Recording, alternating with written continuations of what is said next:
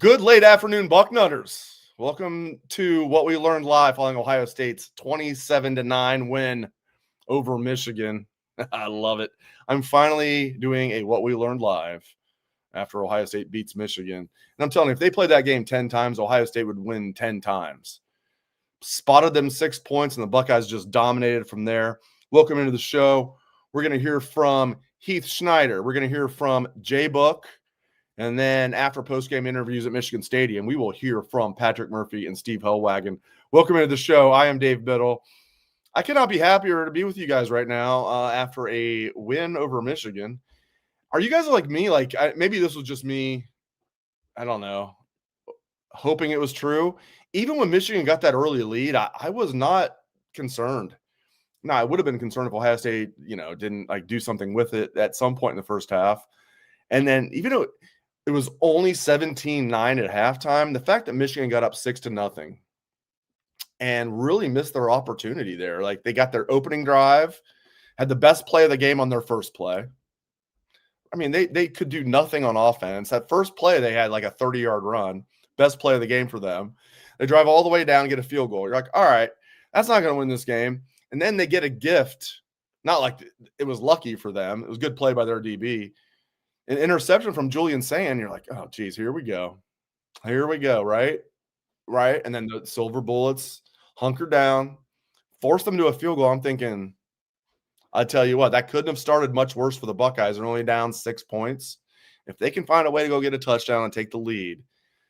So then Ohio State did get a 7-6 lead. It felt like it was like a 2-score lead. So at halftime, I'm sitting there like, okay, it's 17-9. And I felt like Ohio State had the game in the bag. And I know that was getting ahead of myself, but that's the way it felt. Because it was clear Ohio State was the better team. I mean, on both sides of the ball. We knew Ohio State's defense against Michigan's offense was going to be a problem. Even Ohio State's offense against Michigan's defense. I thought Ohio State's offense was better than Michigan's defense. That's a closer battle. Which is why I thought if Ohio State ended up getting up 2 scores, which at halftime it wasn't technically 2 scores, it was 8 points. I thought if Ohio State get up 2 scores, you can cut the head off of Michigan. They ain't coming back from 2 scores. And then they did that. Once Ohio State got up 24-9, lights out. So damn impressed. I'm a stats guy, my friends. I'm a stats guy. Now the biggest stat is 27-9, tripling them up. And they should, if you're a Michigan fan, you should probably feel good about being 9-3 and heading to the Citrus Bowl because you look more like a 7-5 team to me. So you're 9-3, you're going to the Citrus Bowl. Good for you.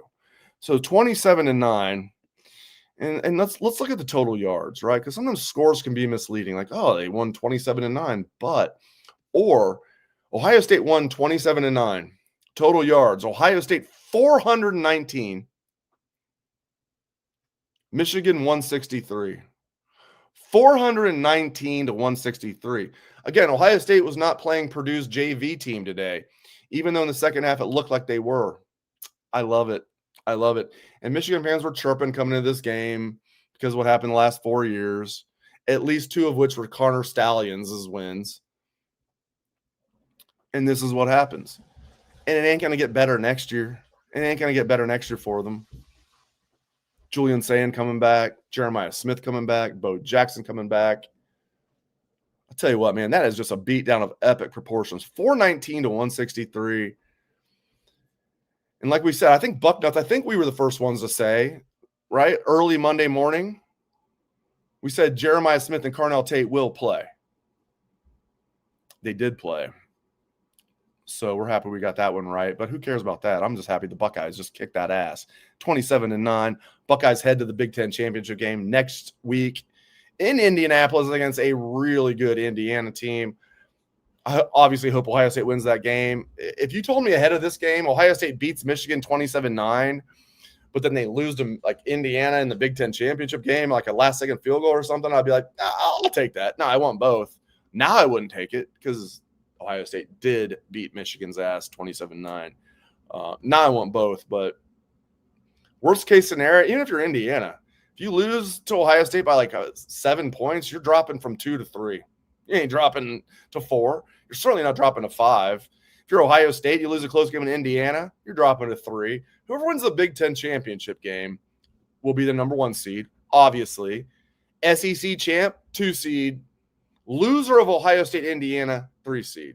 Unless it's like some Ohio State, Wisconsin 2014 59-0 blowout.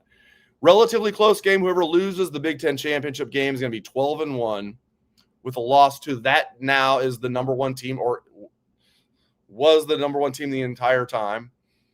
You're not going to drop from more than 2 to 3 for Indiana. You're not going to drop from more than 1 to 3 if you're Ohio State. And you're definitely going to be my man in Amsterdam if you're Heath Schneider.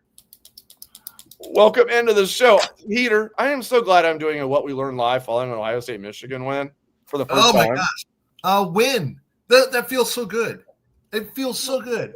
I've never been a guy that has been hey, if you lose to Michigan, the entire season is a failure, no matter the other accomplishments in the season.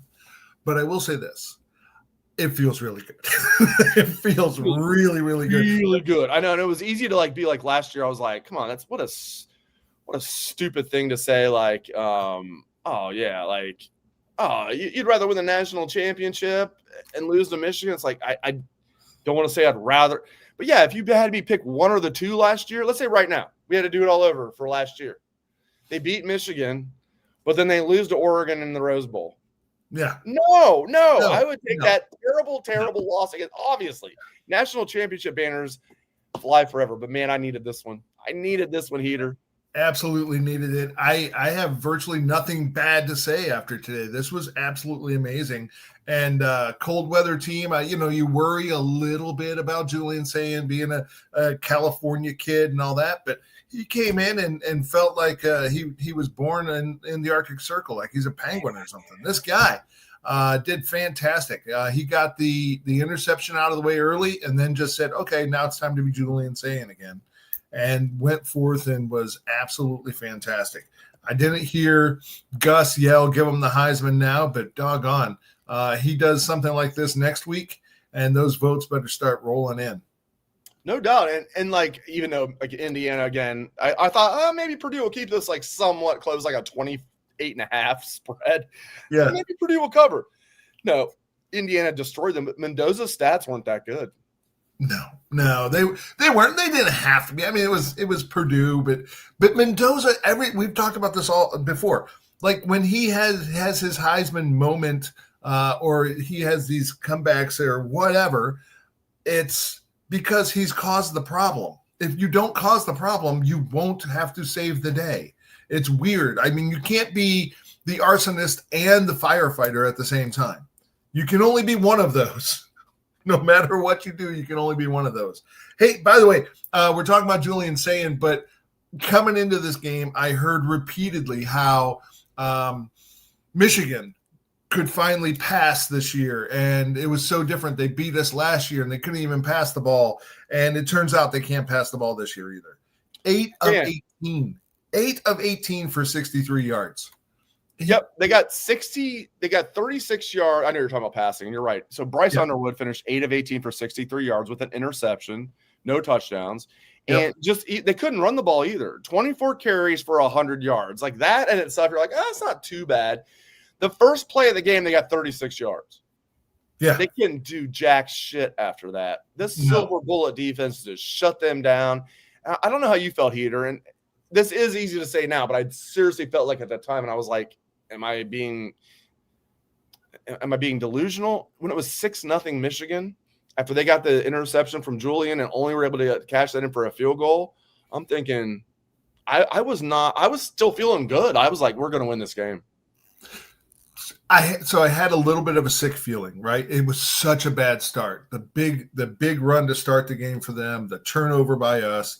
It felt great that it was 2 field goals. It could have been a lot nastier. But my wife, who loves me and is amazing, she walks into the room and she says, "Why do you put yourself through this?" Because it's totally worth it. That's what we do. Yes, it's absolutely amazing. And by the way, Underwood, who is the greatest athlete to ever live, he also got. Well, we've never seen a freshman like him. He'll tell you. Right. He got all of 9 yards rushing as well. So the fantastic fleet of foot, Mr. Underwood, not only could he not pass, he could not run either. And it's not, and I've never seen a freshman like him. And I love the total yards. I mentioned this earlier. I don't know if you heard me, but like I'm just a stats guy. You look at this 27-9. That's the only thing that matters. Ohio State didn't just win; they tripled them up. That score looks beautiful to me. 27-9. I picked 27-13 for my prediction, so I was being a little too nice to this mediocre Michigan team. JBook and I were right on the same. Like JBook had 28-14, so we're about on the same. I had 27-13, but heater, so that looks beautiful. You look at the total yards. I love this. So Ohio State, 419 total yards. Michigan, 163. 419 to 163. That it's absolutely fantastic. And it kind of mirrors, if you look at it, time of possession. Time of possession was 40 minutes to 1959. 40 minutes and 1 second. We more than doubled them up on time of possession, just as we more than doubled them up on total yards. This was a butt whooping. Once you got past 6-0, it just became, hey, you had your chance. You didn't get touchdowns. You settled for field goals, and now it's time for the big boys to come out and play. You remove everything about being soft, because in the second half, when you knew all they wanted to do was bleed clock, and 11 of the last, excluding punt, 11 of the last 12 offensive plays were runs. Tell me about soft again, because Michigan looked kind of soft. Yeah, I thought. Absolutely. I mean, like when you're playing against this Ohio State team, they'll make you look soft. Michigan looks soft. I'm not even joking. If they play this game 10 times, Ohio State would win 10 times. Like they got down 6-0, and it was like that seemed a little fluky, and then they still came back and whooped their ass. Yeah, absolutely love it. All right, I'm gonna bring in JBook and stay on the. Anything else you want to say? We're gonna keep you on. Bring in JBook. I love to hear him, and I'll stick. Yeah. All right, cool. Let's bring in our man in Scottsdale.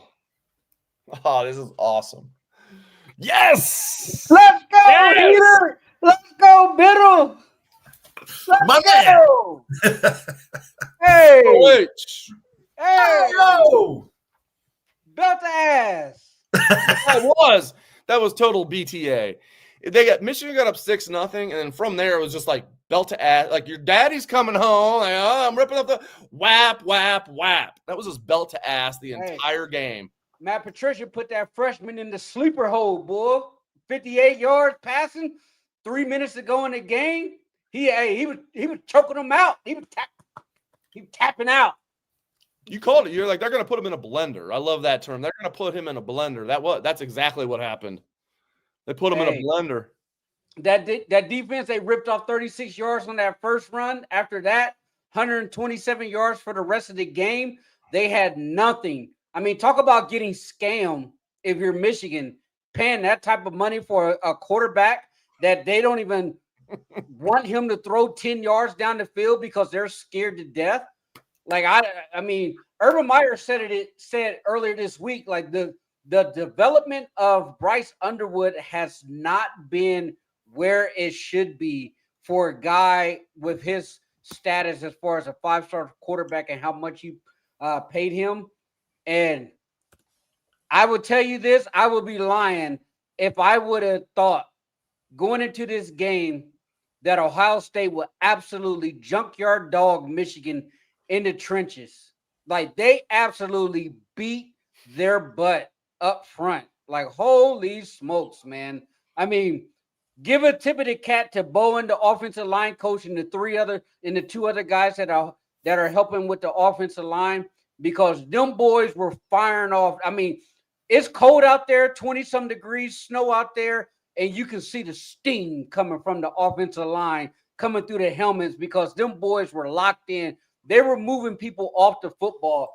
I couldn't believe it, man. I mean, they basically killed the third quarter going into the fourth quarter with that drive that ended with a field goal. Like, it was, even though it ended with a field goal, that was such a satisfying drive to just watch them just ramming it down Michigan's throat. And there was nothing they can do about it. Like, holy smokes. I absolutely love it, man. Yeah, we're after Julian's like interception, it was 3-0, and Julian throws the interception, like, oh my gosh, here we go, right? And then they held them to a field goal and 6-0. I'm sitting there, I felt good. And maybe that was like, I was thinking, well, maybe I'm just like trying to talk about. But last year, early, I had bad thoughts last year, like early in the game. I was like, I felt good at when Michigan was leading 6-0. Now, would I have felt good if Ohio State didn't go down and score a touchdown? Probably not. Right. Actually, Ohio State went down and scored a field goal. They didn't even score a touchdown right away. As soon as Ohio State got a 10-6 lead, I was feeling great. That was like the biggest 4-point lead I can ever remember. If that makes any sense. I had a big party out here in Scottsdale for a bunch of the Buckeye fans out here in the neighborhood and friends. And so I had a ton of people over. That first drive, when Michigan went down there, scored, kicked that field goal, the first thing that came to my mouth, I didn't panic, was first 15. Those were all scripted drives. Those were plays that they have practiced, and usually see those teams when those first 15s, they're very efficient because, hey, this is what we're going to come out in. Matt Patricia did a chef's kiss, remarkable job adjusting on the fly to what Michigan was throwing at him. And yes, it sucks that they lost Jordan Marshall, but once they realized that Bryce Young couldn't throw the ball 10 yards down the field. Underwood. Underwood, my bad. Underwood, they started to cheat the safeties up 10 yards. And at that point, once the defensive linemen start getting off blocks, and you notice that they started out, Dave, and you have mentioned it in our pregame show, you will see a lot of 3 linebacker looks in that first half. You did see it. Pierce was out there quite a bit. Pierce wasn't getting off blocks early on. And then you started to see Ohio State transition back to their base defense, and you didn't see Pierce out there as much later on. Matt Patricia said, you know what? They can't throw it on us. They don't have anything for us to threaten us deep. So you know what? We're going to cheat Caleb Downs up, and we're going to fly to the football. And as long as they do that, and as long as we're gap sound and having gap integrity, this team cannot beat us. Heater, chime in. Yeah, so 100%. Everything you just said is 100% true. I love watching Underwood struggle because he was so cocky and arrogant. I love what Ryan Day said in the aftermath of the win, that post-game interview. But actually, his pregame interview was fantastic, and his postgame was even better. He said, we're going to win with humility. Coming into it, he said, we're gonna be pushing this thing from jump right away. And he did. Now, there were a couple of gaps in there, but aside from a couple of times during the game, that was a completely different Ryan Day that we saw out there coaching in the game than any other time in the last 4 years, since COVID. I thought they did a very good job mixing in the downfield passing attack to keep Michigan's defense honest, as well as mixing in the run game. The difference that we saw this year is they didn't rely on necessarily, when the game is in doubt, running on first down, running on second down. They put themselves in a very favorable situation to where the offense they were consistently playing ahead of the sticks. They were on schedule. So that allowed Bo Jackson to get going. Even though Sayan can throw for 5 or 6 yards, to the tight end, a couple quick dump passes, those 2nd and 2, 3rd and 3s, that right there is where Ohio State really operates at their efficiency.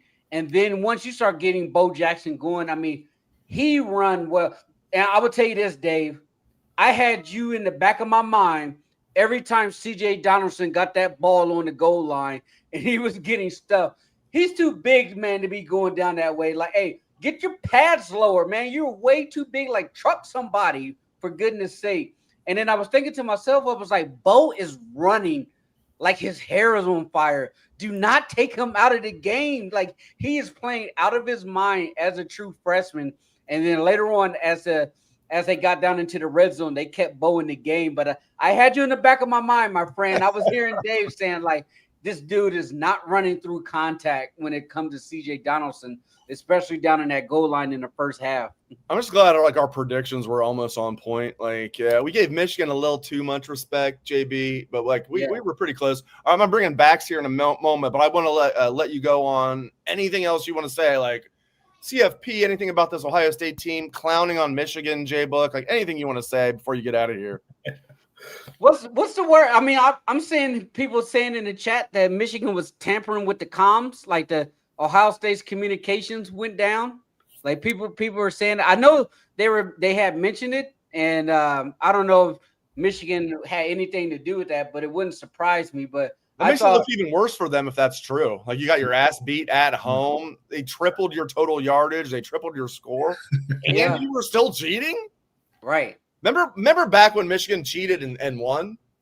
I remember that. Remember that? That was so long ago. It's been 0 days, by the way, since we last. It's been oh god, how long has it been since Michigan? How long has it been since Ohio State's beat Michigan? Oh, I don't know, like a half hour. 163 yards total. I mean, Matt Patricia's defense is like a python, man. They get the grips around you and they just suck the life out of you. And it was one of those things that he did a very good job adjusting on the fly. Like people talk about when it comes to Patricia, like all of the exotic stuff and the schematics and the different looks and how he's been able to be very multiple. I don't think he gets enough credit for being able to adjust on the fly. Like having his experience as an NFL coordinator going against the best in the world, NFL Hall of Famers, to being able to say, all right, this true freshman quarterback doesn't have what it takes to beat us. So you know what? We're going to get him back into our base package. We're going to bring Peyton Pierce off, and we're going to let Arvell Reese do what he does best. That is letting him run sideline to sideline and be a maniac. And then at that point, corners, they can't beat you one-on-one. So we're going to get up in their face. We're going to jam them. We're going to be aggressive. We got a little too aggressive. We got a couple pass interference, but I'm okay. I'm okay with that because they were trying to be aggressive. But I don't think Matt Patricia gets enough credit for being able to adjust on the fly like that. Like that takes a special mind as a defensive coordinator to be able mid-game, and that's what makes Ohio State's defense really good. Like we've seen it in the past when it came to Ohio State defensive coordinators. They struggled past coordinators with adjusting with a drop of a dime.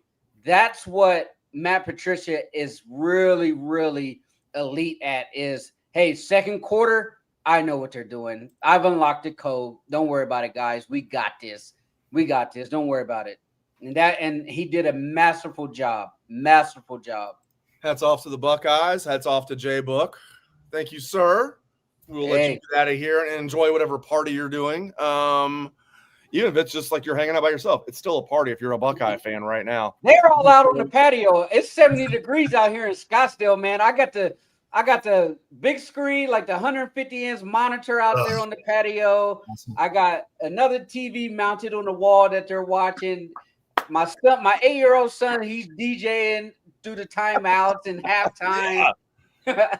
And so we're having a good time out here, man. It's sunny in Scottsdale, Arizona right now, Dave. Got to get you out here for spring training, my friend. Yeah, I need to get out there. God, that was such a good time last year. We've done so many podcasts together. It's so nice to do one after an Ohio State win over Michigan. Thank you, JBook. It's been a while.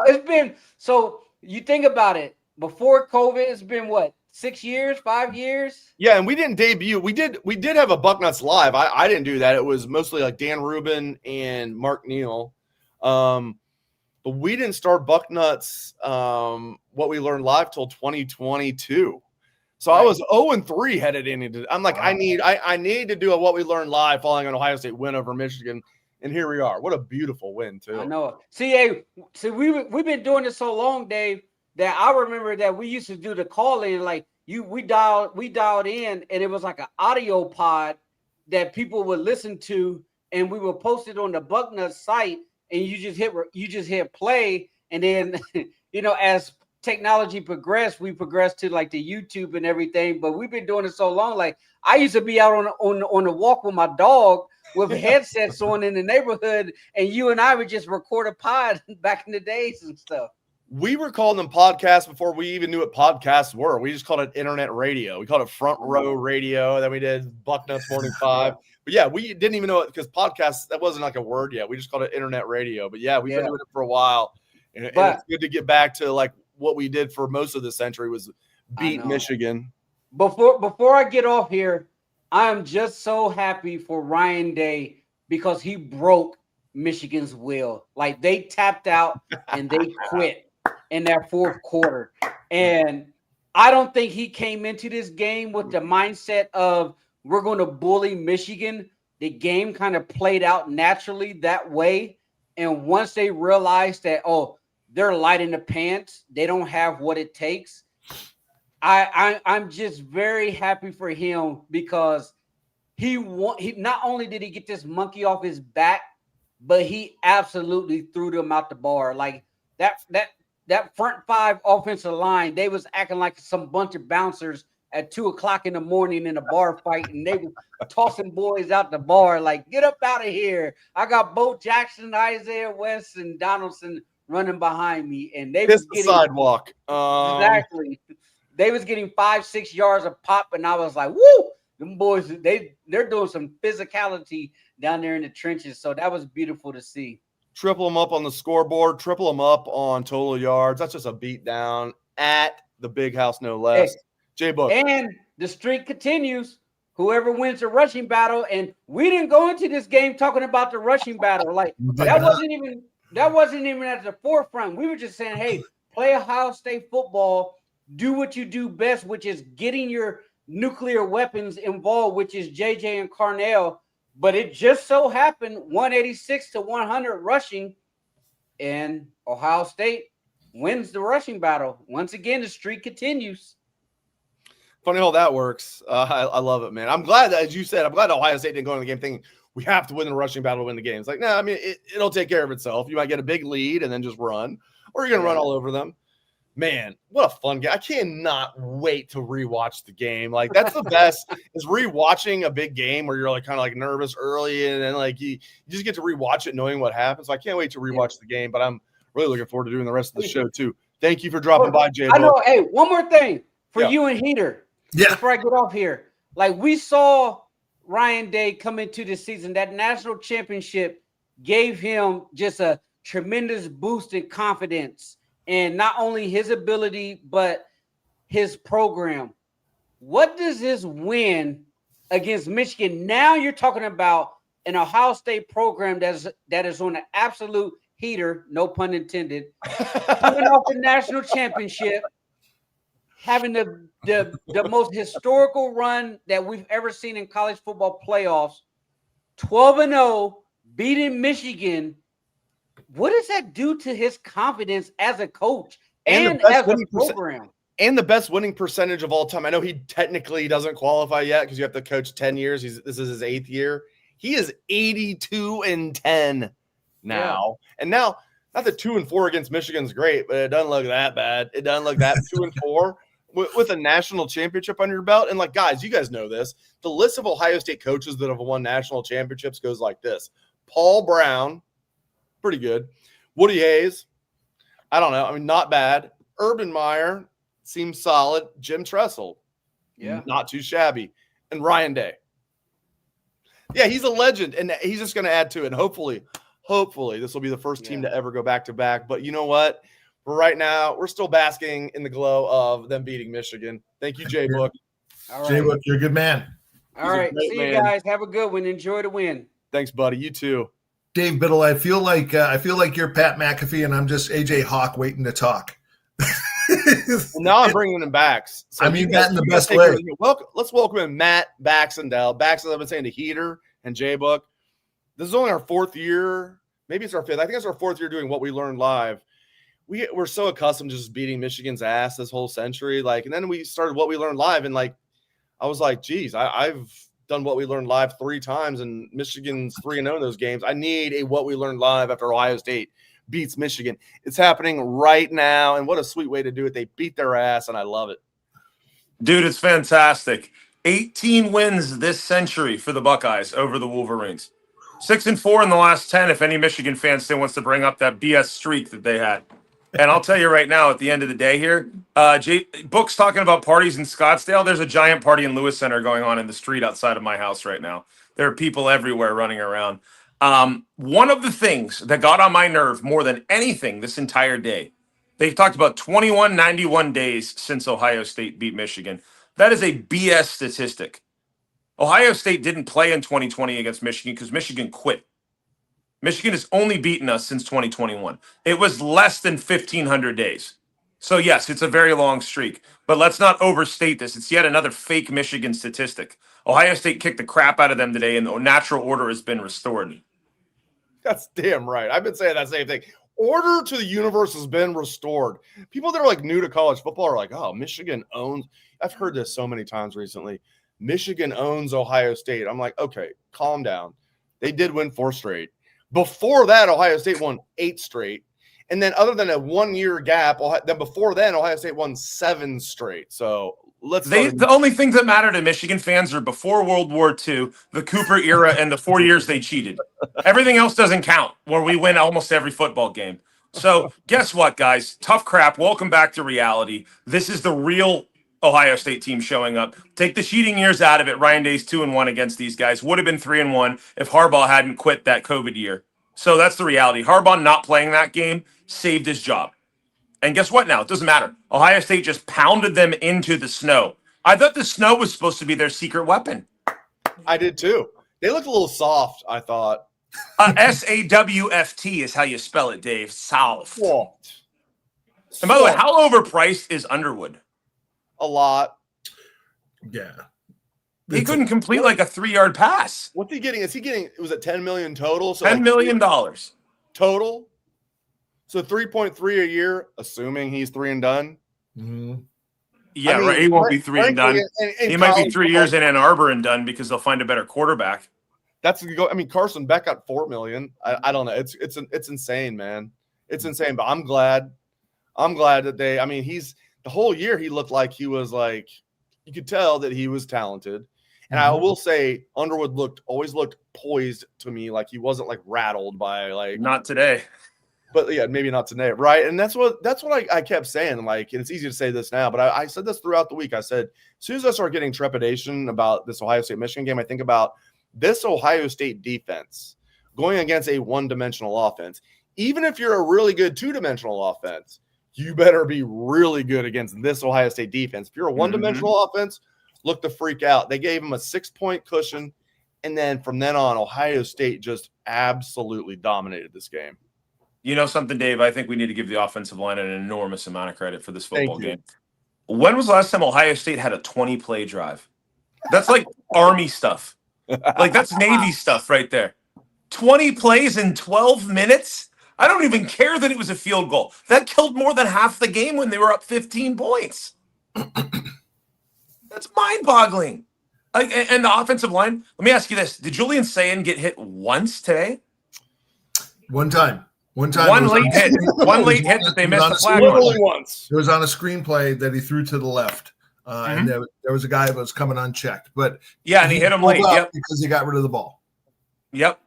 Julian Sayin had the cleanest white Buckeye jersey for a quarterback coming out of Ann Arbor in my lifetime, even with the snow. Yeah, agreed. So the offensive line today deserves an enormous amount of credit. All these narratives about toughness that Ohio State purportedly didn't have. At the end of the day, I'm sorry, we hit 2 big bomb touchdowns in this game, and it made a huge difference. The reason Ohio State won the rushing battle was because they took the lead, and then they pounded Michigan into submission the rest of the game to shorten the football game. How many offensive plays did they have? Like 45? It's another extremely short appearance from the opponent's offense.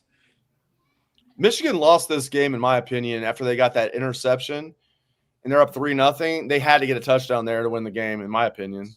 Yes. And they kick a field goal, and they even got it down. So they kicked. Actually, that field goal might have been the longer of the two. So the first 2 possessions, they get field goals, and you're thinking, I'm sitting there at 6-0 Michigan. I'm like, Buckeyes are going to win this game. Now, I was like, it could have been way worse. yeah, and I didn't know if it'd be 27-9, but I still felt good. Like I wasn't like throwing things. Dave, I did say 23-9 is my guess, by the way. So I continue to be really close on these guys this year. I had 27-13. I will tell you this. Michigan score right. I had Ohio State score right. The difference from this game for Michigan versus Ohio State's defense versus all the other defenses, that first play from Marshall maybe goes to the house against the weaker defense. Yes. And then the other big play that they had right off the turnover, they had like a 22-yard gain. That one probably goes to the house. Michigan against a weaker opponent is up 14-0, not 6-0 in this football game. And when Marshall's shoulder got hurt, they finished when Marshall came out of the game, they had 75 yards of offense. They finished with 163. They had nothing the moment Marshall was done. Yeah, man. And like they got like the first play of the game and then the play after the turnovers you mentioned. That was like almost half their yards for the entire game were those two plays. Yeah. And you know what's funny? We were told how the snow is their great super duper equalizer, right? And then right when it starts snowing, Ohio State goes and outscores them 27-3. So I feel like maybe we can throw that out the window now. I love Heater. I love sitting backs. Obviously, you chime in on this as well. It felt like most of this century, just like the last 2 years in Ann Arbor, it wasn't like this. It felt like most of the century. Fourth quarter, Heater, sea of scarlet. Isn't it beautiful? Oh, absolutely. Shrinking down to the bottom. Yeah, so gorgeous. And hey, you mentioned those two long passes, by the way, the touchdown passes. That one, as a reminder, that was on 4th and 5. And I started talking about how this was a different Ryan Day in this game this year versus previous years. And that's one of those. It was 4th and 5. And it winds up as a 34-yard touchdown to JJ. Now, we can debate whether or not it was actually a touchback, because it was. Or we can sit there and say Ryan Day had a great call, to go for it and opened up the offense on 4th down and didn't just try to get the first down. Same thing with that, with the long bomb to Tate. That thing was in the snow, perfectly thrown 45 yards in the air on a 50-yard touchdown, perfectly in stride, both of those throws.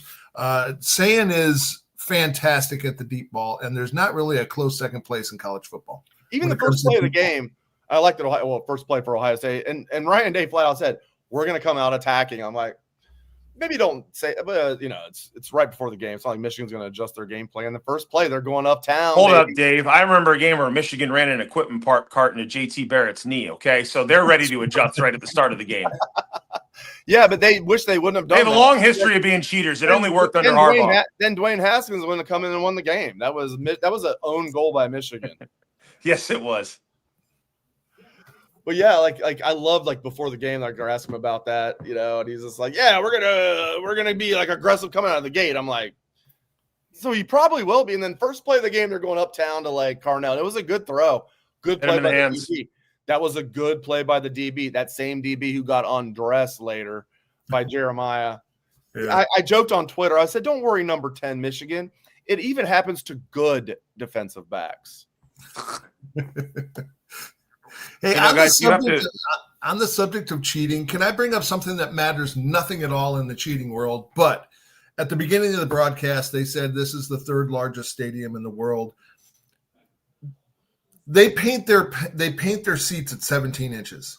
Ohio State paints their seats at 18 inches. So it's 1 inch. It doesn't seem to make a difference. But if you do the math, it reduces the amount of capacity by 5,000, and it's a smaller stadium in terms of capacity than Ohio State.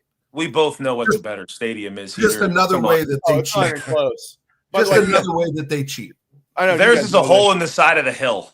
If you're in the chat, everybody in the chat knows about the rotunda at Ohio Stadium. You guys know what that's like modeled after, right? The Pantheon in Rome, and it looks. If you've been you don't have to be in the Pantheon in Rome. Just look at it. It's just.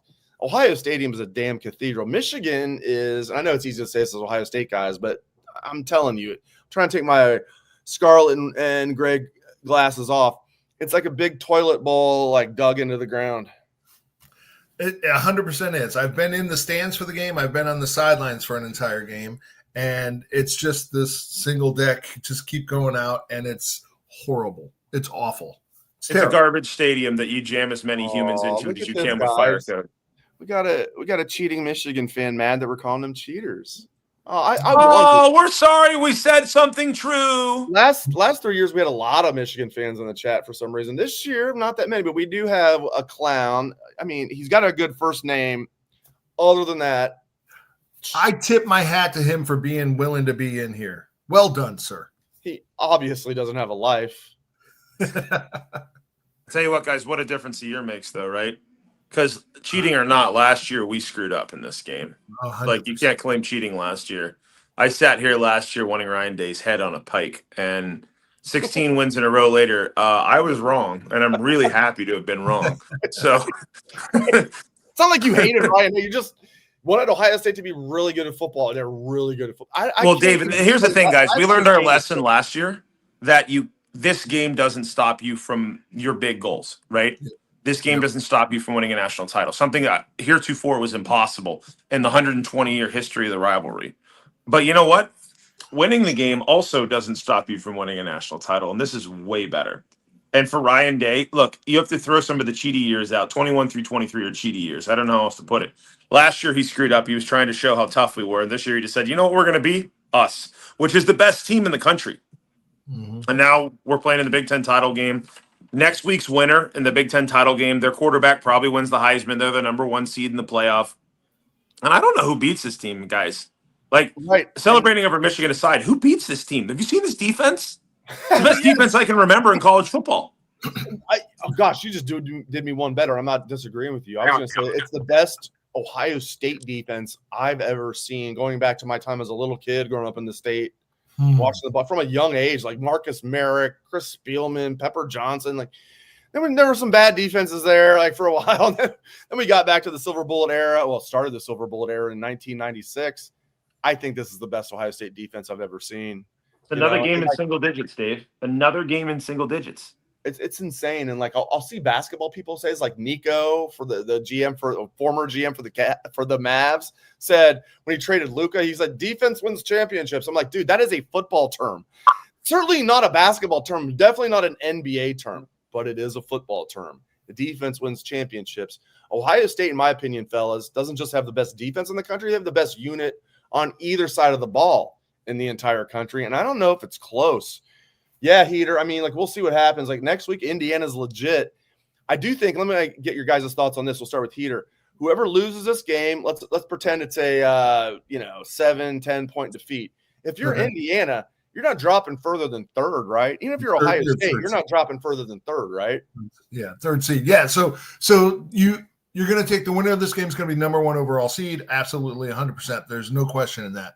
Right. Especially if it's at one score game, maybe 7 to 10 points. The number 2 is probably your SEC champion, and number 3 is going to be the loser of this game if it's 7 to 10 point difference. I don't see it any other way that it could fish out, especially with A&M just getting shellacked yesterday. Indiana's legit. And I think, it's going to be a fun game to be at. I'll be at it next week. I got tickets last night, bought ahead, and took the risk that Ohio State would win. I got burned out once before in 22, the cheaty years. But I agree with you 100%. First and third seed come out of the game next week. There you go. All right, we're going to hear from Patrick Murphy in a little bit. Bax, anything else? Well, gentlemen, I think one other thing to point out here that's, I think, just super important to remember is that we have been in this position over the years numerous times where Ohio State is the winner of this game. This feels normal for once. The last couple of years were very weird. They were very much an aberration. I want to point out that Michigan's players all sat on the field after the game, standing on the block M, thinking we were going to be douchebags and plant a flag. And like Ryan Day said, we're going to win with humility. Ohio State has dealt with a lot of classless jackasses that have planted flags when winning a football game. And I want to credit Ryan Day for having a program where his players don't go out and disrespect their opponents. They beat their asses, shake their hands, and move on. Imagine if Michigan showed that much fight back. They showed a lot of fight trying to – now we'll see if Ohio State actually charged them how much fight they would have showed. Michigan showed like tremendous more fight protecting the block M that no one was trying to get to than they did throughout the entire football game. It was so sad. Their guys were standing there like ready to fight, and our guys like, we're jumping in the stands with our fans. We're just happy. We don't care about you. They're like, It was enjoy so good. Orlando. Enjoy Orlando. We're going to the CFP. Enjoy the Citrus Bowl. Yeah, they're like, meh, Citrus Bowl. Can't spell it without UM. I remember seeing a pregame speech with Woody Hayes, and it's the same kind of thing: win with humility, but or beat the crap out of them, and then shake hands, knock him down, help him up, knock him down. Help him at least up. Brutus crossed out the M. Oh, that was so fantastic. That was one of the greatest things we've ever seen. Then the Michigan guy goes and rolls in the snow to try to block it out. Did you see that? Yeah. Like after he spells script Ohio and X's it out, there's like a Michigan like guy like rolling on the field. Like it's my like 9-year-old daughter mad that my sons wrote "You're stupid" in snow. Like it was incredible. Like, one of the greatest theater moments we'll ever see in this game. He looks soft enough to be on like Michigan's football team. By the way, Sharon Moore. Oh my God! Talk about over your head. Born on third base. Sharon was born on third base. He got picked off stealing second. He didn't know the rules of the game apparently. Hey, one more thing too on that, Dave. He didn't get picked up trying to steal home. He was trying to steal second. Yeah, right. He is. He confused about the direction of the game being played. But at the end of the day, too, for Michigan in this one, it's amazing how uncompetitive they were once you take away their home run runners. Without Justice Haynes and Jordan Marshall running the football and breaking them for big runs, that offense had nothing. And that defense could only hold on so long. They were fortunate OSU didn't hit more big plays earlier to the receivers. And by the way, guys, Carnell Tate looks damn healthy to me for a playoff run. Yeah, he does. Yeah, I know. It's like he almost wasn't really injured or anything. I appreciate my boys Jeremiah and Carnell making me look good because I put that story out early Monday that they were going to play. Right. What's he? Biddle knows. Biddle always knows. He doesn't know anything. I was like, this ain't my first rodeo, kids. I got some good sources. I should bug my sources more than I do, frankly. There's like when things happen. That fine line, isn't there? When things happen, there's certain times I'm like, I could find out if I really wanted to. Sometimes I just don't want to like bother people.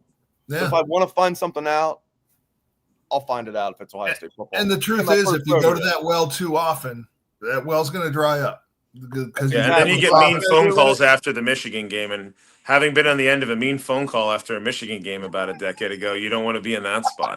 That was after a win, no less. For those of Hi, Michelle. Still one of the. Hi, Michelle. Shout out to Michelle. So obviously, JT Barrett, as we all know, got hurt in the Michigan game in 2020. We love JT Barrett. We do. And they had to have Carnell Tate had to play quarterback as a 8-year-old. No, as an 8-year-old, it was the greatest 8-year-old ever in college football.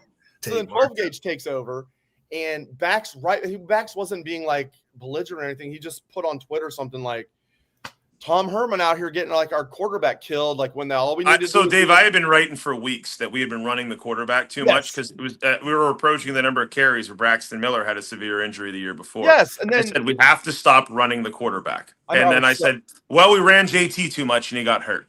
I was so mad. I remember Dan Rubin texting me something just innocuous. He wasn't even being. He was just like, "Hey, can you do this?" And I was like so ticked off, and I like shot back at him. He was like, "What?" Like, because I was like thinking to myself, "Season's over now. JT's hurt." So anyway, Bax put something up on Twitter. So then I did my What We Learned story. About 2 hours after the game, I get a call from Tom Herman, Ohio State offensive coordinator Tom Herman. He's like, "Hey, what's up with Bax?" And I'm like, "What do you mean?" Like, he's like, da da da da da. He's saying this and that and this and that and this and that. He's like, "Can I talk to him?" I'm like, "Okay." I don't know if I can't remember if I asked Bax or not, but like you texted me, you're like, Bax, you're gonna get a call from Tom Herman. I'm like, hell yeah, I want to talk to him. But it wasn't Tom Herman. It was Tom Herman's wife. I got a call from Michelle Herman, not Tom Herman. Drunk Michelle Herman chewing you out. Drunk Michelle Herman chewing you out. All the shit we've been through here. Screams at me, hangs up on me. 2 minutes later, ring, ring, ring. It's her again. I'm like, she's calling to yell at me again. Pick it up. Hi, hello? Where are you at? I'm like, oh my God, is she going to come like yell at me in person? Where are you at? I'm like, I'm in Lewis Center, and she goes, "Who is this?" I'm like, "This is Matt Baxendell for Bucknuts. You just called to scream at me." She goes, "You're a jerk," and hangs up. I'm like, "Well, I got drunk dialed by Michelle Herman. Good work, guys." That's fantastic. Hilarious. And we won the football game, and I was a supporter of everything her husband did. It's amazing. And then they went on and they won 3 more games after that and won the national championship, and we're still basking all these years later. All right. Speaking of wins, we got Patty Mack with the snowfield of success behind him. Patrick Murphy, welcome into the show live from the big house. It turned into like a sea of scarlet there in the fourth quarter. Man, I'm sure the post-game interviews it was just wild. Your biggest takeaways, Pat? Well, first of all, you guys look nice and warm, so congrats on that. Yeah, baby. So warm. To I forget which pregame reporter it was, but it's cold as shit out here was her description, and I would say that's an accurate description of the environment. Yeah, postgame was great, as you might expect. Steve's putting up the videos. We got Sonny, we got Coach Day, we got Julian, we got Caden Curry, we got Bo Jackson. I think the biggest thing is, first of all, Coach Day won't talk about what this really means to him. I mean, he did touch on it a little bit in terms of, these last 4 years and losing wasn't fun, and that, how much he wants to win, his family, his team wants to win for these fans and whatnot. The people that support them.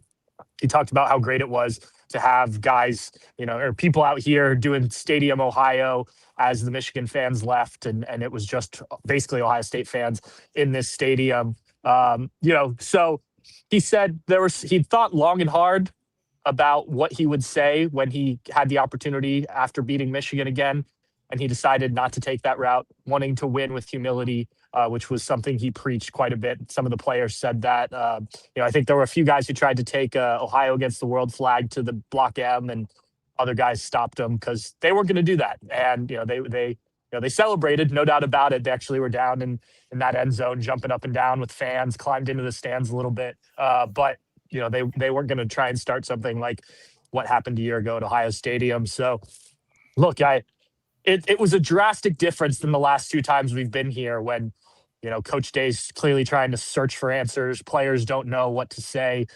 Today was a celebration, but they are very focused on what's coming next with the Big Ten championship and beyond. Caden Curry made the point. They accomplished 1 goal, but he's never played in Indy. No one on this roster's played in Indy for the Big Ten championship. So that's what's up next. I like this. You can see the Michigan scoreboard behind you. It says "Thank you, fans." I think they're thanking Ohio State's fans, but maybe not. What did Coach Day say, if anything, about Jeremiah Smith and Carnell Tate? Was he a little more forthcoming now that this is behind us, or was it still company line? It was a little bit more, but not a ton. He specifically on Jeremiah. He said both, worked really hard to get back. He gave credit to they turned the screen off, so they must have heard you. Thank you, Ohio State fans. Thank you, fans. Get lost. He gave credit to the medical staff for working with both guys. He said Jeremiah didn't practice hardly at all this week, but he gave him credit for going out and playing like he did, and obviously had the big touchdown. Which, can you explain? Maybe they were talking about it in the broadcast, and I apologize if you've already asked this. What was the controversy? Because the ball sort of moved. He jumped. Yeah, he got hit. Yeah. But it didn't ever. I would have been so he had possession at about the 10, right? And he ran with the football. And when the guy swiped at him, it kind of bobbled in his hands a little bit. And the question was, did he have the regather grip at the goal line, or did it kind of bobble slightly and then he regathered it and stepped out of bounds? I was worried they're going to say, "Oh, he got it back," but his foot. I thought he regripped it on the goal line going in and then kind of regrasped it, but he had it for 10 yards. You could argue it's one continuous possession. It wasn't about the catch. It was about whether or not he fumbled and didn't regain possession before he stepped out of bounds in the end. Right.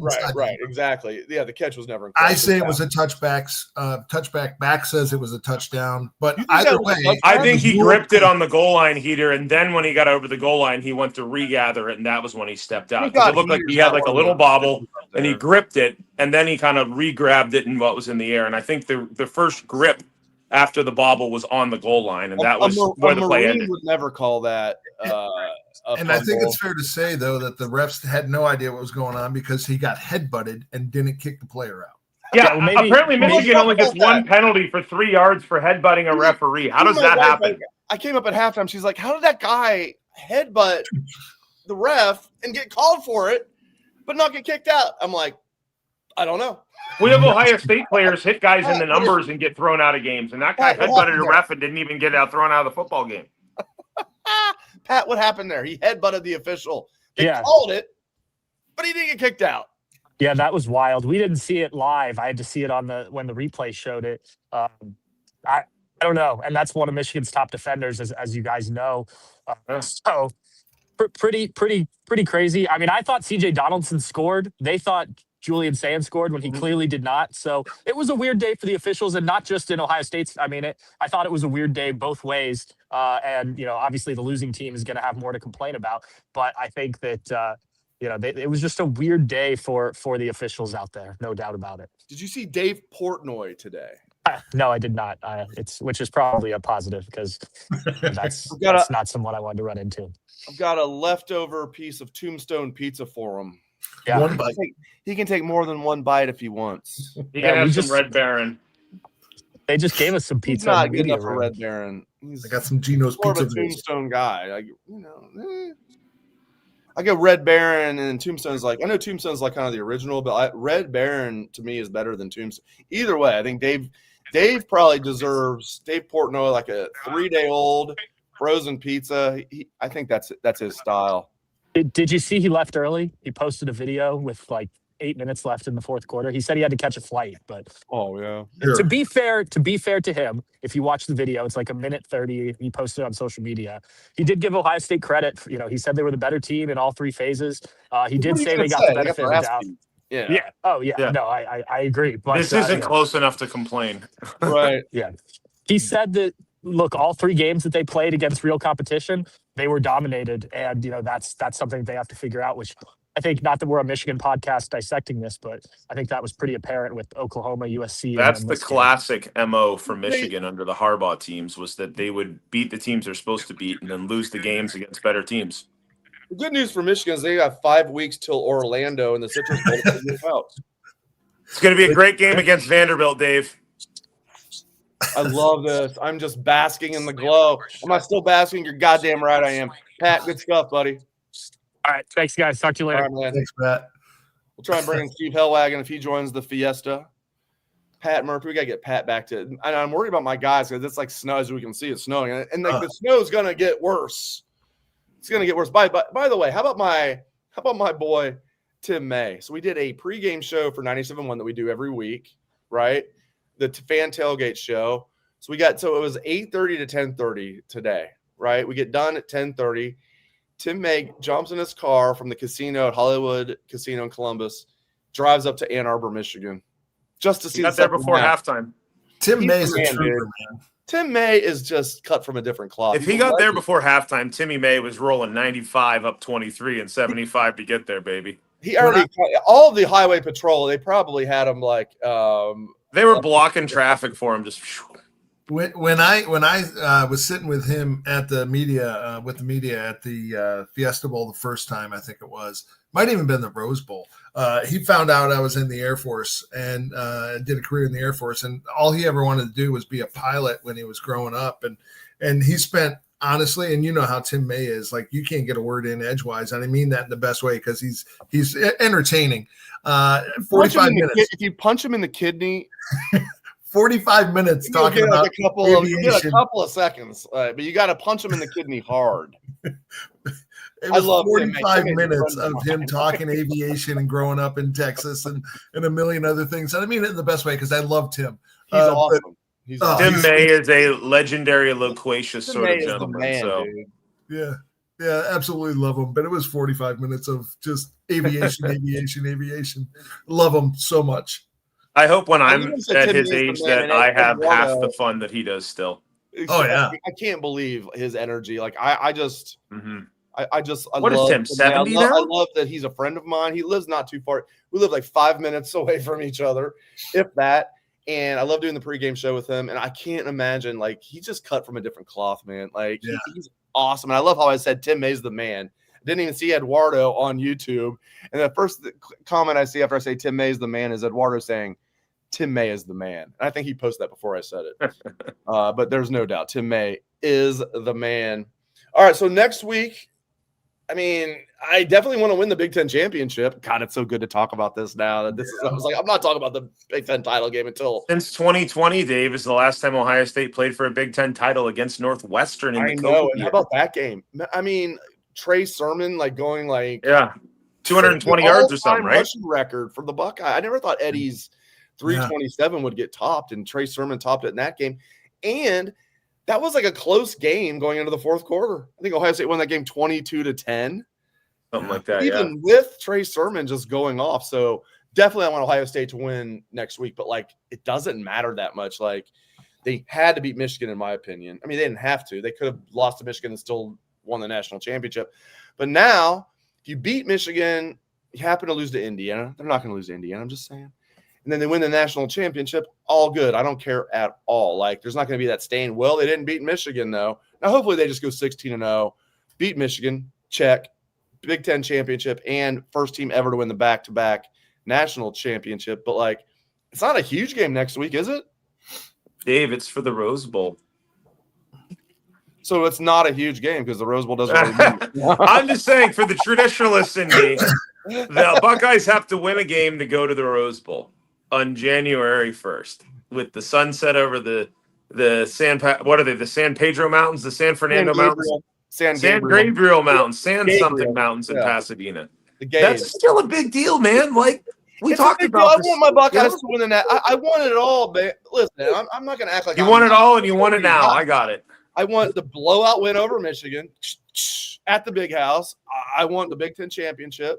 Yeah, We're about a week away from that. A little more than a week.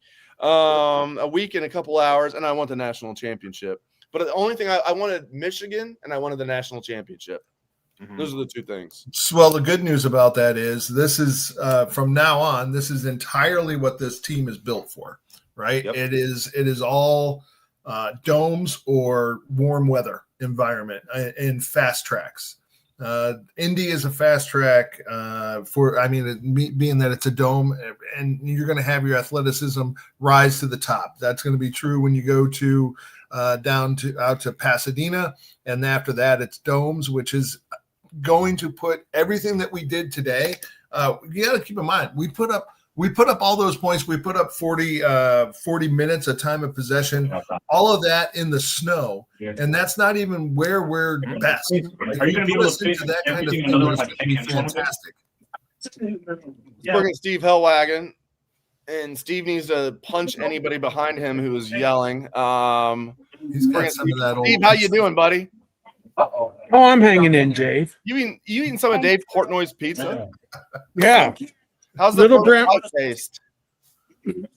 Little brown jug pizza. How's that first bite taste? That's a lot better than the pizza Urban had in Indianapolis about 10 years ago. Yeah, that was awful. I think go out in the hallway. Maybe it won't be quite as hectic, but it is mass chaos here, as you might think. So they spent millions of dollars to renovate the stadium and still don't have a place for people, the 500 people who come to cover the games to work. But if you're a Buckeye fan, Steve, Ohio State has not faced a 4-game losing streak to Michigan since 1992. They almost made it 5 straight, but they had a tie. One of the greatest victories in our program's history. Thank you, E. Gordon. So how big of a win is this? I know that's a loaded question, but dude, lost 4 straight to Michigan, everything on the line. And the Buckeyes don't just win, they go up to the Big House and just kick their ass after getting down 6-0. Just how big of a win is this, Steve Hellwagon? it's as big as it could possibly be. I mean, you can't even qualify it. I mean, that's just how big this is. For them to come in here today, the coach's reputation was on the line with his home fans. A strong percentage of them would have been upset if Ohio State had lost today, certainly. And today was just a continuation of what we've seen all season long. Just total dominance. I mean, not necessarily for 60 minutes or 4 quarters. I mean, there were a couple through an interception early in the game that kind of opened the door for Michigan, but the defense, just came right out and slammed the door on them and didn't allow them to capitalize on that mistake or fully capitalize on that mistake. And so, what's your wait? You have a good phrase, Steve. What do? They slammed the what? They slammed the car door on their head, and that they slammed the car door on their head. Michigan got up 6-0. Yeah, and then somehow they got their head near the car door, and Ohio State slammed their head in the car door. Got it slammed on their head. Underwood, 8 of 18 for like 93 yards and interception. He had a tough day, just a really rough day for him. And Matt Patricia had a great defensive plan. They gave up a big run early on the first drive, but otherwise, I think Michigan may have been 1 of 9 on third down. And Ohio State was maybe 12 of 20, something like that, including the fourth down touchdown, which was just a work of art. But there's so much, as I said, this just followed the same path that so many Ohio State wins have followed all season long. Either they dominate the first half and coast to victory, or they kind of putz around the first half and just dominate the second half. And, really from about the beginning of the second quarter on, they just dominated this football game. There's just no other way to put it. And this is what you do to your rival. This is what you're supposed to do. I think Ryan Day would have liked to have punched another 1 or 2 of those touchdowns in when they're down there inside we call them the short yardage kids. These Ohio State Buckeyes, if they have one kryptonite, it is inside the 5-yard line. But that is true. I feel like they have a better chance. If it's like third and like 2 from the 20, I'm like, they probably are going to throw a touchdown here. Yeah. Fourth and goal from the inch. I'm like, oh shoot! I have a solution to that, guys. Let's not give it to the guy that runs straight up and down with the football. But that's just me. It's tough to be a power back when you have no power. And you stand up vertically while you run. You never lean forward or lower your pad level. Yeah, He's not good. I'm sure he's like a good guy and everything. He's my least favorite Buckeye tailback since Lydell Ross. I don't know what else to say. Flydell. Flydell. Lydell never got extra yards, and the reach was better. It was just like Bo Jackson. Just put Bo in. The fourth down pass. Marcus Allen, too. Go ahead. Sorry. The fourth down pass was reminiscent of the Krenzel game where they went forward on fourth down and got a touchdown, I think, in 2001. And then also, I think the Beanie Wells run in the 2006 game may have been on a fourth down as well. So was Jonathan Wells, Tressel's first game. Jonathan Wells, fourth down. Jonathan Wells with the 50-yard scamper. Yep. We're going for it. Bam! So Touchdown. Very reminiscent of those. And for Tate and Smith to both catch long touchdown passes in this game after, Ryan Day played at Coy. Then on game day this morning, he's like, they're going. They're going. And so at that point, you're kind of like, there's nothing left to do but to win the whole freaking thing, so there you go. And they are well on their way to doing that. Going to be, obviously a top 4 seed in the playoff. And next week, Indiana and Ohio State, the biggest Big Ten championship game ever. I think they had unbeatens with Penn State and Iowa one time maybe, but Iowa and previously. Michigan State were both undefeated once. Okay, that was the one. Yeah. We are 4 games away, boys. We're 4 games away from something we've never seen in Columbus, Ohio, that nobody's ever seen. Or anywhere. 4 games. Back. Dare to dream the dream, because I was pricing airfare for the Rose Bowl today, just kind of looking at it. It's very expensive, let me tell you. If anybody thinks they want to go out to Pasadena, very expensive. Steven, get me to Miami. Just get me to Miami. Miami. People are like, what does that mean? Count me in if that happens. Get to Miami. Benvenido a Miami. We're gonna try and get out of here before the weather gets too much worse. Yeah. I'll let you get out of here, brother. Hey, God bless everybody out there in TV land. And don't change that dial. We're going to be all over it this week, Ohio State, Indiana, gavel to gavel coverage, and even till 2 a.m. next Saturday night from the bowels of Lucas Oil Stadium. We will be there. Another wagonism is like the best drive in the world is going south from Ann Arbor back to Columbus after Ohio State victory, which we'll get to do. And how's Frickers How's Frickers and Bowling Green going to taste? You tonight? know, I want to go to Frickers, but Pat and Dan, there goes Dan Harker over there. Those guys, they're going, you get bag of food and just keep driving. You got to get the freaking chicken. We'll rank over them. know. No. This is what we do. We go to Frickers and Bowling Green after beating. You're supposed to. You're supposed to. Pat, don't listen to the rookies. I mean, it's like tradition. Yeah. Tradition, just like that folk song they play at the end of the first quarter now. I mean, it's tradition. So You can hey, we're gonna stop here. If you want to go home, get an Uber. that's it. That's it. Oh, Uber from All right, Bowling guys. Green. And from Bowling Green, right? You can either be cool or you can get an Uber. All right, Steve, Yeah. good stuff, brother. All right, kids. We'll see you later. Drive safe, Steve. That's gonna be like looking at the radar. That might be a rough drive home. Hope those guys are. I okay. did this in the snow back from Detroit a couple weeks ago until we hit about Bowling Green, and it stinks. It's a terrible drive. Yeah, I mean, and by the way, that's I tell you what, man, that Frickers on the way back from Michigan, that's perfect. Bowling Green, you're back in Ohio, so Woody's like, that's cool. It's all right. You can spend the money here You're now. allowed to spend money now, and you're like 20 minutes in Ohio, really more than 20 minutes because Bowling Green's 20 It's minutes. about 40. Right, and Toledo's like, you cross the state border, you go for a few minutes to get to Toledo.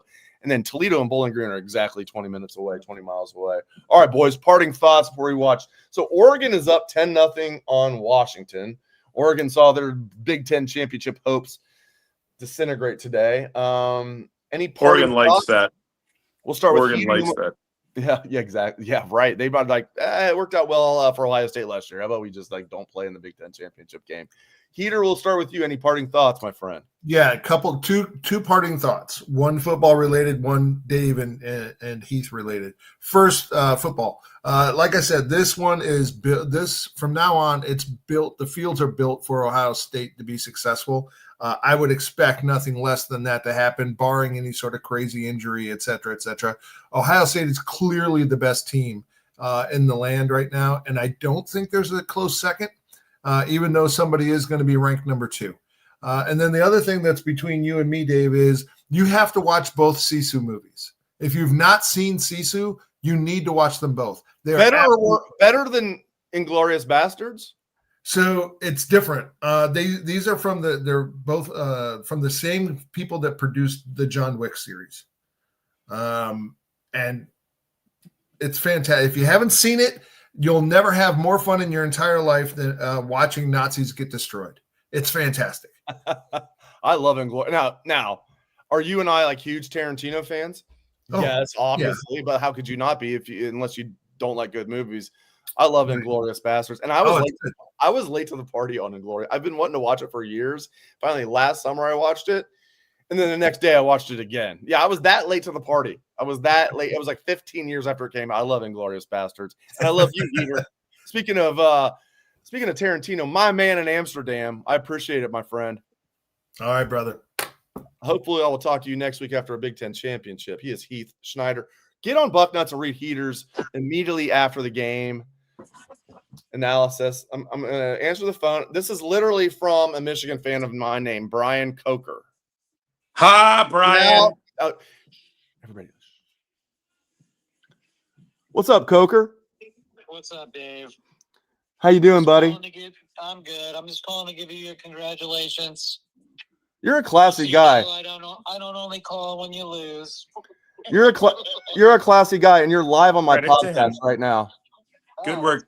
I was live last year too. Good work. Yeah, you were in the chat last year, so this is my buddy. As I told you guys, I got 2 good friends. Well, I got one good friend that is a Michigan fan, Brian Coker. I don't consider Adrian LeBlanc a good friend. He's more of just a guy I know. But Brian Coker, you guys deserve the win. Thanks. Dominated the line of scrimmage. Thank you, sir. You're a good man. Yeah. This is what I always say about Brian Coker. Brian Coker is a great man. Great man. He has one fatal flaw, and that's he's a Michigan fan, but he's a great guy. Not everyone's perfect, Dave. They make poor choices sometimes. All right, buddy. Thank you, Coker. We'll see you. Bye. Thank you, sir. He's a veteran of our armed forces, Army. Brian Coker. Love. And by the way, Brian Coker tried to get in Ohio State and didn't get in. Well, Michigan is the fallback school for everyone who doesn't get into Ohio This State. is back when, and I'll never forget this. This is back when almost anybody got in. and he was like nervous. He was like, I don't know if I'm going to get in. I'm like, anybody with a pulse gets in Ohio State. He didn't get in. And he already signed a lease up in Columbus. And so he had to go to Columbus State for a little bit. Then he was like, screw it, I'm just going to go to the Army. And now he's crushing it. What a great guy. That was not sarcasm. That wasn't sarcasm. He was like, you guys, congratulations. You guys kicked our ass. Again, other than being a Michigan fan, Brian Coker, great guy. So I appreciate that phone call from Brian Coker. All right, go ahead, Bax. All right, two things, Dave. One, topical, one, not at all. The first one, Inglourious Bastards. For the Tarantino fans out there, that is believed to be a historical documentary in the world of all of his movies, hence the hyper-violence, because World War II ended with the murder of Nazis in a theater. That's why everybody has theater references and is a much more violent society in all of his other movies. It's a fan theory, but it makes sense. Second, on a more serious note, in the last 365 days, Ryan Day has shown who he is. Yeah. This is a guy who believes strongly in a lot of mental health initiatives. This is a guy who shows when the chips are down, you don't have to have things go against you. Ryan Day dug in. Ryan Day a year ago was as low as any football coach can be in this sport. He had every advantage to him. He had lost to Michigan 4 years in a row. Ryan Day deserves every bit of credit, every bit of I was wrong that I can say about him, because the man has shown us with 16 straight victories that instead of quitting, giving up like a lot of people would have, Ryan Day dug in, Ryan Day made the hard choices, and Ryan Day has now put us here to a point where Ohio State is the hands-down favorite after whooping Michigan's ass to be the Big Ten champions and the back-to-back national champions. We are extremely blessed to have Ryan Day as our head football coach here at Ohio State, and I'm so happy to have been wrong, because in my, what is it now, 16 years of writing for Bucknuts, I've not been wrong about a lot, and that was one I was. So good for Ryan Day. I'm very proud of him. Much pleasure for his family to have this victory, to make Ryan. Nobody feels better than Ryan Day today. And so I'm happy for Ryan Day, and I'm looking forward to seeing what Ryan Day does with the Buckeyes in the future. Right now, Dave, this is the best team in the country, and I don't know who stops them. Adelante Buckeyes. My guy, Carlos Rodriguez. I love it, man. Bax, you're a great guy, dude. This is so much fun. Oh, my gosh. All the years we did Bucknut stuff after beating Michigan, it was getting Monday. And then we started What We Learned Live in 2022. And I did 3 shows where Michigan won the game. And I was like, can I do a show where Ohio State wins the game? And we just. Well, you are, Dave. You're doing a show where the Buckeyes win the game. Right now, we're doing it right now. And I don't know if the internet can hear it, but you and I both have big parties going on around us that we're going to have to go join soon. So my wife and daughters were getting crazy right now. Like, I don't know if I can hang out with them. Like, they're getting like a little wild up there, but I'll probably hang out with them. All right, Bax, I appreciate you, man. I imagine the Bucket of Bullets is going to be a good read tomorrow. Yes, the Bucket of Bullets. I will give you a clue to the lead, and it's what it says right here. Ding dong, the witch is dead. Let's go. Let's go, baby. Let's go. And like, order has been restored. Like, really, I mean, like, if you look at it, 4 years is a long time, right? But then you compare it with, well, right before that, Ohio State won 8 straight, and then a 1 year blip with the Fickle year before they won 7 straight. So in retrospect, 15-1 compared to 4-0, and now 16-1 compared to 4-0. It's kind of like a little blip on the radar. But order has been restored to the universe, my friend. Thank you very much for your insights. We look forward to seeing Bax tomorrow on Bucknuts, the Bucket of Bullets. It's an award-winning column. What award? I don't know, but it should be an award-winning column if it's not already. But no, seriously, it's great stuff. If you're not a Bucknut subscriber, it's like $9.99 a month. $9.99 a month, and that includes Paramount Plus, all the other 24/7 sports sites, and everything you get at Bucknuts. It's a great deal. So get on Bucknuts, $9.99. We actually have a 75% off deal right now. So get on Bucknuts and do that, and make sure you are still basking in the glow of the defending national champions going up to the big house and beating the crap out of Michigan. Beating the crap out of them. You're like, well, 27-9, beating the crap. It's like, yeah, I hear you. How about when you triple their total yardage as well? You triple their score. You triple their total yardage in their house by the end of the game. What was it, like 95% Ohio State fans? Am I being generous to Michigan fans there? Feels so good, doesn't it? I'm going to close up shop. I'm going to post the podcast For all the good people out there that couldn't watch us live, they're listening on the podcast only version. I appreciate you guys. I, of course, appreciate everybody watching, listening live. You guys are awesome. It's been really cool getting to know some of you guys this year personally. Again, like I say, even if I haven't met you personally, I feel like I know a lot of you guys just from the chat. Man, this felt good. This felt good. I'm glad you guys could join me on this journey. Buckeyes 27, Michigan 9. The defending national champions, the number 1 team in the nation, goes to the Big Ten championship game next week against Indiana. And then it's off to the college football playoff. 4 games left for Ohio State to make history. No Ohio State team ever has been back-to-back national champions. This team's going to the CFP for sure. They're the best team in the country. Doesn't mean they're going to win it for sure, but like they will be favored in every game they play. And it feels so darn good.